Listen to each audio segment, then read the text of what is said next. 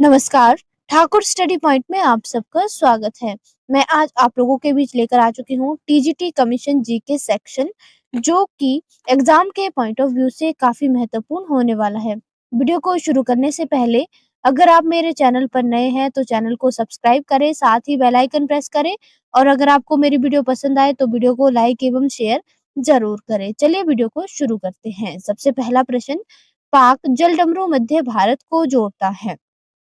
इसका सही उत्तर हो जाएगा ऑप्शन बी, श्रीलंका से। जो पाक जलडमरू मध्य है ये भारत को श्रीलंका से जोड़ता है। अधिकतर बच्चे इसका जो आंसर है वो पाकिस्तान लगाते हैं। ये गलती आपको नहीं करनी है, आपको लगाना है पाक जलडमरू मध्य भारत और श्रीलंका को जोड़ता है। अब मैं बात करूं कि जलडमरू मध्य क्या होता है। जलडमरू मध्य दो समुद्र या पानी के दो अन्य बड़े क्षेत्रों को जोड़ने वाले पानी के संकीर्ण मार्ग को जलडमरू मध्य कहा जाता है। जो पाक जल संधि है ये भारत के तमिलनाडु को श्रीलंका के उत्तर प्रांत जाफना से जोड़ता है। जो पाक स्ट्रेट है ये बंगाल की खाड़ी को पाक खाड़ी से जोड़ती है और पाक जल संधि का नाम किसके नाम पर रखा गया? इसका नाम मद्रास के पूर्व गवर्नर रॉबर्ट पाक के नाम पर रखा गया था। मैं बात करूंगी जिब्राल्टर जल संधि की। जो जिब्राल्टर जल संधि है ये भूमध्य सागर को अटलांटिक महासागर से जोड़ती है, जो कि स्पेन एवं मोरक्को के बीच स्थित है। अगला प्रश्न, सिंधु नदी का उद्गम स्थान है। यहाँ पर ऑप्शन में दिया गया है हिमालय की श्रृंखला, काराकोरम श्रृंखला, कैलाश श्रृंखला या हिंदू कुश श्रृंखला। इसका सही उत्तर हो जाएगा ऑप्शन सी, कैलाश की श्रृंखला। जो सिंधु नदी है इसका उद्गम कैलाश श्रृंखला से होता है, जो कि चीन तिब्बत के मानसरोवर के पास कैलाश पर्वत पर स्थित है। जो सिंधु नदी है ये कहाँ कहाँ पर बहती है? सिंधु नदी बहती है चीन, तिब्बत, भारत और पाकिस्तान में। अंतिम में पाकिस्तान के कराची के पास ये अरब सागर में गिरती है। सिंधु नदी की कुल लंबाई कितनी है? सिंधु नदी की कुल लंबाई 3180 किलोमीटर है। सिंधु नदी का ऋग्वैदिक नाम क्या है? सिंधु नदी का ऋग्वैदिक नाम है सिंधु।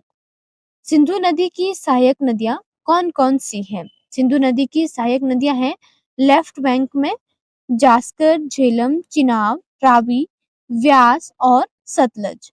भारत में सिंधु नदी की प्रमुख सहायक नदियां कौन कौन सी है? झेलम, चिनाब, रावी, व्यास एंड सतलज। सिंधु नदी की राइट बैंक की जो सहायक नदियां हैं वो कौन कौन सी है? श्योक, गिलगित, काबुल एंड हुंजा। अगर आपसे पूछा जाता है कि भारत का सबसे बड़ा ग्लेशियर कौन सा है? भारत का सबसे बड़ा ग्लेशियर है सियाचिन ग्लेशियर। सियाचिन ग्लेशियर से नुब्रा नदी को जल मिलता है, जो कि श्योक नदी की सहायक नदी है। अगला प्रश्न, प्रथम ज्ञात गुप्त शासक था। इसका सही उत्तर हो जाना था ऑप्शन ए, श्रीगुप्त। प्रथम ज्ञात गुप्त शासक कौन था? श्रीगुप्त था।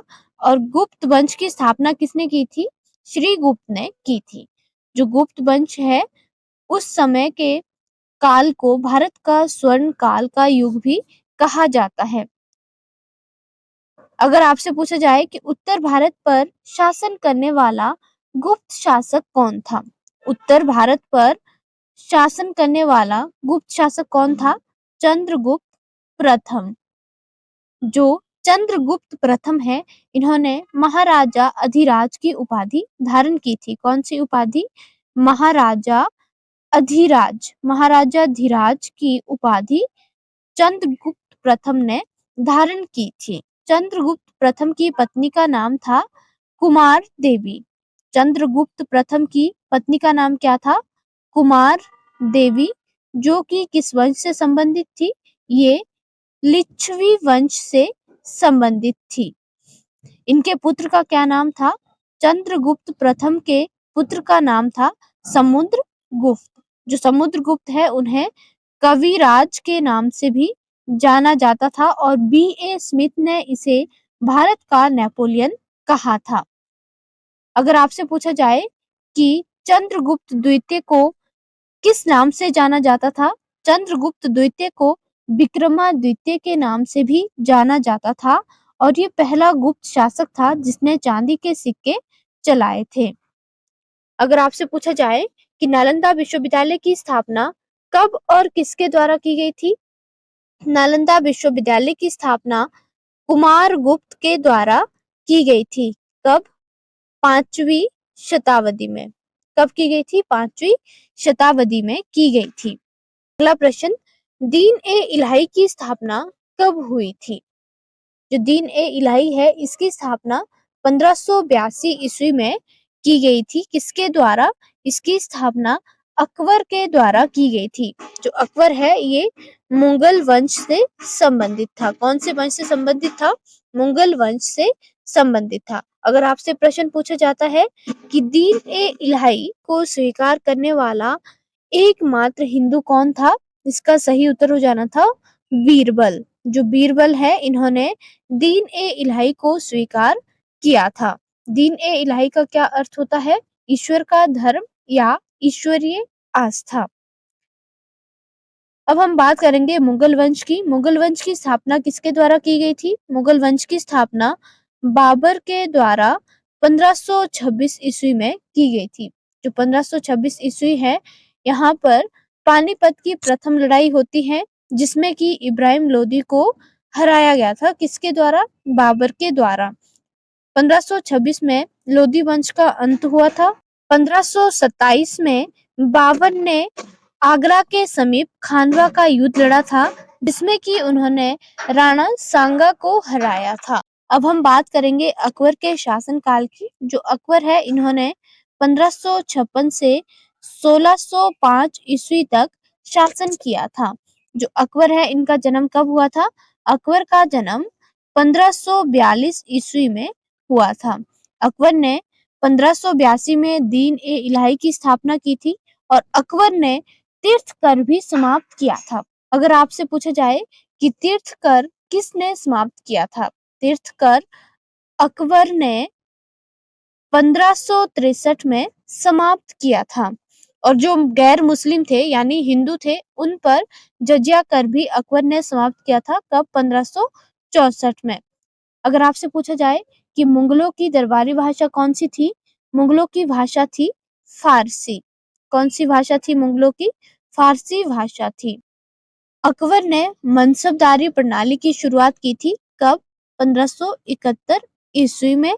और जो मनसबदारी है इसमें मनसब कौन सी भाषा का शब्द है? मनसब अरबी भाषा का शब्द है जिसका अर्थ है पद या पोस्ट।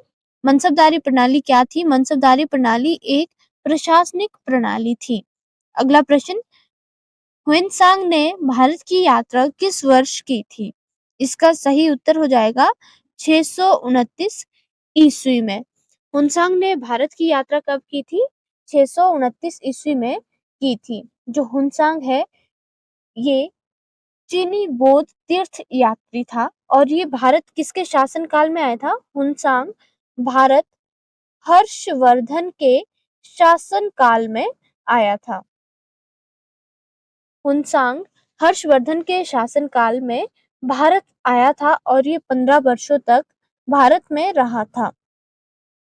ह्वेनसांग ने भारत के कश्मीर, सियाकोट, कन्नौज और नालंदा जैसे मठों में हीनयान और महायान बौद्ध धर्म का अध्ययन किया था। अगला प्रश्न, हिमाचल के ठाकुरों और राजाओं के बारे में कौन से सूचना स्रोत है? इसका सही उत्तर हो जाना था उपरोक्त सभी यानी राजतरंगिणी, बैजनाथ की प्रशस्तियां, चंबा रियासत में पाए जाने वाले शिलालेख।